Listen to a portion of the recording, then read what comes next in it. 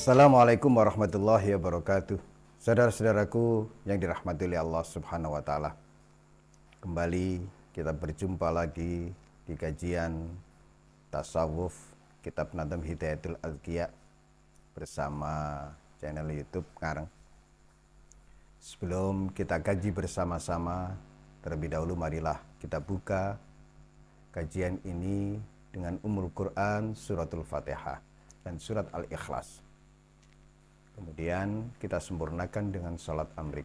Semoga melalui kajian Kitab Nadam Hidayatul Adqiya ini, melalui channel Ngareng Ngaji Bareng ini, kita semua mendapatkan ilmu nafi', ilmu yang bermanfaat buat kehidupan kita, baik di dunia, lebih-lebih di akhirat nanti.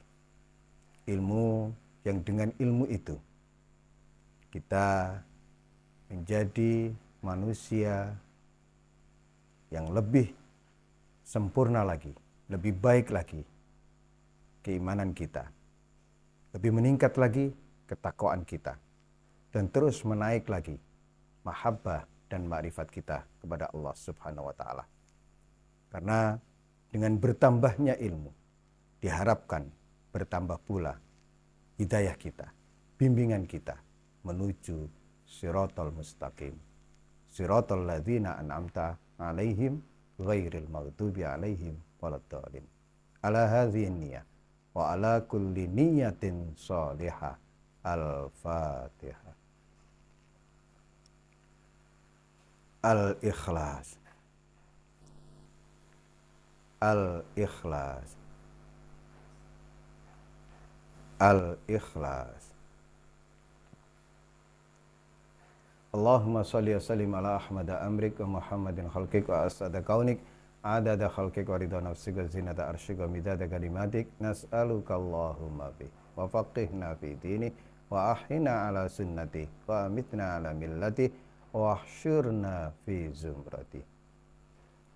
Bismillahirrahmanirrahim. Qala musannif Kitab Nadam Hidayatul Adqiya Asy-Syaikh Zainuddin bin Ali Al-Ma'bari Al-Malibari rahimahullahu ta'ala, nafa'anallahu bihi wa bi'ulumihi wa amaddana bi asrarihi wa a'ada alaina min barakatihi wa afada alaina min nafahatihi fid dharaini amin.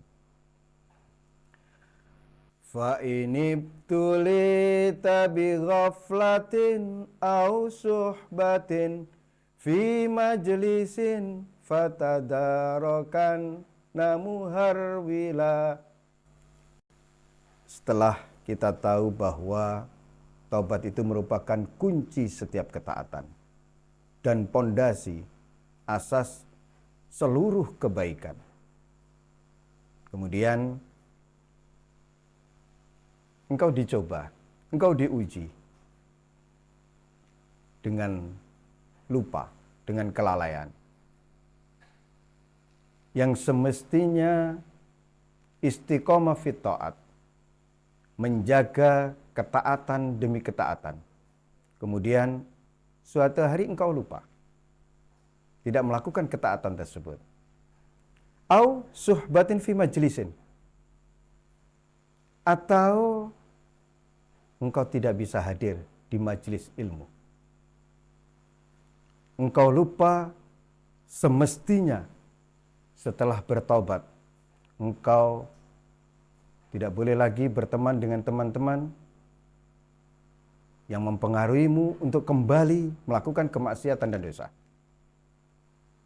Engkau harus bersahabat, berteman dengan mereka-mereka yang mendorongmu, yang mendukungmu, yang mensupportmu untuk berlaku taat, menjaga tetap berada pada jalur atau pada rel pertaubatan. Bagaimana ketika kondisi tersebut terjadi? Ketika diuji dengan lupa, ketika kemudian ya kembali kepada teman-teman lama yang membuat penyesalannya kembali terulang. Fatadarakanna muharwila. Kejarlah dengan berlari kencang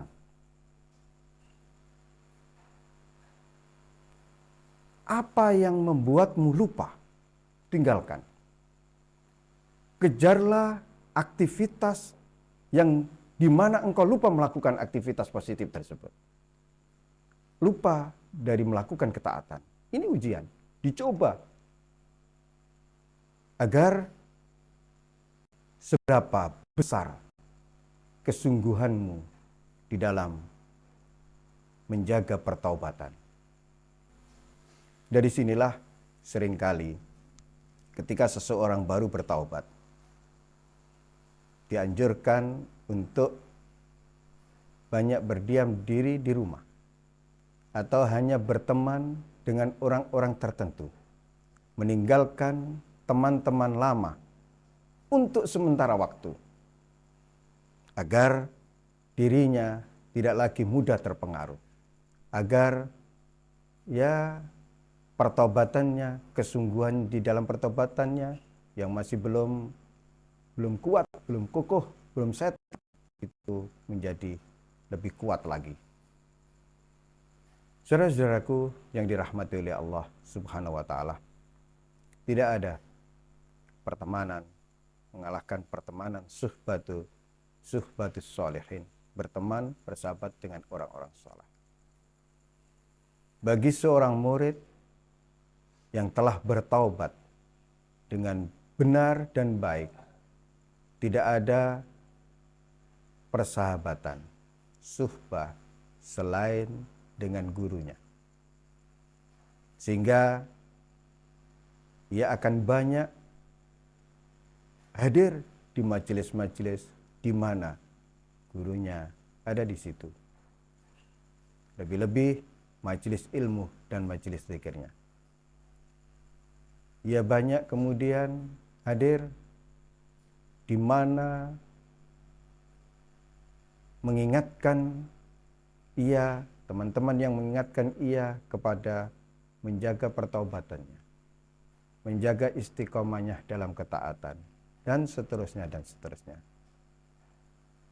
Saudara-saudaraku yang dirahmati oleh Allah Subhanahu wa taala, seringkali kemudian kita ini mengelak atau berargumentasi beralasan. Manusia kan tempatnya salah dan lupa. Wajar dong kalau kemudian saya lupa dari semestinya melakukan ketaatan demi ketaatan. Itu alasan nafsu. Itu pembelaan terhadap nafsunya yang menunjukkan ketidaksungguhannya di dalam pertobatan. Jika benar-benar seperti itu, ya bertempatlah di tempat khata' wa nisyan. Jangan menempati di luar tempat itu. Tempat manusia adalah salah, tiru, dan lupa. Kemudian ia terus-menerus berusaha untuk tidak berbuat salah. Nah, ketika berlaku benar, ketika berlaku ingat, ketika berlaku zikir, di situ bukan tempat manusia. Ketika seseorang melakukan kebaikan demi kebaikan, disitulah dalil al-insan mahallul khata' wan nisyan berlaku. Kata guru kita, nafsu kok dibela. Nafsu itu jangan pernah dibela. Nafsu itu harus terus-menerus diperangi, dimujahadai, dikendalikan, dan seterusnya. Semoga melalui kajian kitab Nadam Hidayatul Alqiyah ini, melalui bait ketika kita diuji dengan lupa, ketika kemudian kita kembali lagi melakukan kesalahan dan dosa, segeralah kemudian kita ikuti, kita kejar ketertinggalan kita dengan sungguh-sungguh mengejar. Diibaratkan setelah bertobat, kita punya kewajiban-kewajiban yang harus kita istiqomai. Kemudian Kita lupa dari melakukan kewajiban yang kita istiqomah itu. Satu kali lupa berarti kita anggap kita punya hutang. Dan ketika itu berusahalah untuk konsekuen. Jika memang nafsu kita masih tambeng, masih nakal, masih dablek dan seterusnya, ya ada langkah jitu. Bagaimana agar nafsu kita tidak liar lagi? Yaitu dengan janji untuk menghukumnya. Jika saya kembali melakukan seperti ini, akan saya hukum diri saya dengan seperti ini.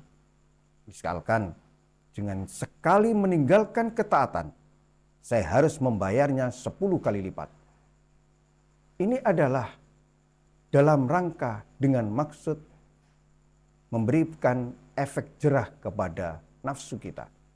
Agar kita tidak lagi sembrono, agar kita tidak lagi meremehkan kewajiban-kewajiban tersebut, agar lagi kita benar-benar ada upaya istiqomah dalam ketaatan, yang itu merupakan bukti nyata kebenaran pertaubatan kita kepada Allah Subhanahu wa Ta'ala. Semoga Allah senantiasa membimbing kita, memberikan daya dan kekuatan kepada kita untuk terus-menerus upaya istiqomah fi taat, berusaha terus-menerus berbenah, mengevaluasi diri kita dari waktu ke waktu sampai ke titik yang mungkin kita raih. Kita upaya melakukan penyempurnaan diri, penyempurnaan keislaman dan keimanan kita, perbaikan moral kita, perbaikan akhlak kita, perbaikan sifat kita, perbaikan karakter kita, dan seterusnya, dan seterusnya. Yang pada akhirnya, bagaimana agar ahwal kita, kondisi batin kita, diridhai oleh Allah Subhanahu wa Ta'ala, yang dengannya mengantarkan seluruh organ tubuh lahiriah kita melakukan segala apa yang diridhai oleh Allah Subhanahu wa Ta'ala. Ja'alanallahu wa iyyakum minal muridina shadiqin wa adkhalana wa iyyakum fi zumratis salikin al-asyikin al-wasilin. Wassalamualaikum warahmatullahi wabarakatuh.